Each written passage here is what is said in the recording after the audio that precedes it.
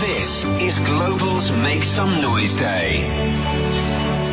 So today is a very, very important day. I'm joined by Mark Wright, and this is our emergency appeal for Global's Make Some Noise.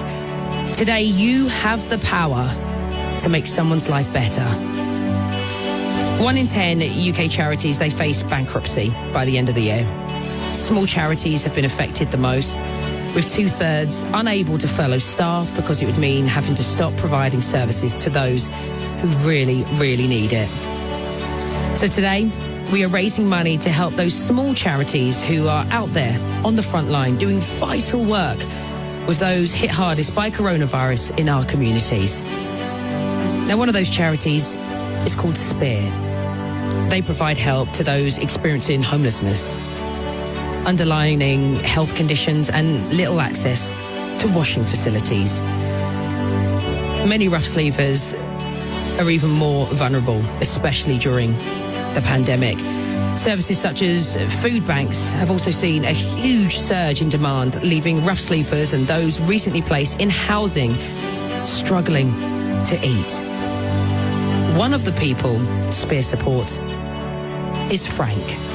Have a listen to this. My story is I left another part of the country to get away from a bad marriage. I come to this area, I didn't really know anyone, I was sofa surfing, a few times I was homeless completely, sleeping outside, etc. At the wit's end really, because of the situation I was in. I walked away from the other area with nothing. I come away with nothing. I'm not used to it. You know, I come from quite a good background, had a comfortable life, and to have nothing. I'd already had a bit of prejudice about my domestic violence. People weren't sure, and actually some person said to me from a different organisation, well, I don't believe you, you've got to prove it. And I walked out of that place and I thought, that's it, you know. But the people in Spear, they listened. I'd never met them before, strangers, and straight away I felt this bond, you know, at least they're listening. And from there, they just, you know, they said, we've got, this person will do this for you, this person will do that. And they did, they was helping me.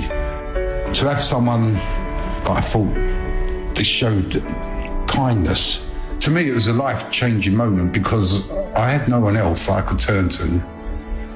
If they hadn't told me to go in there, I wouldn't be here today, I know that, because I was on the verge of doing silly things. And the first meeting, the second meeting, it was all encouragement and all positive stuff.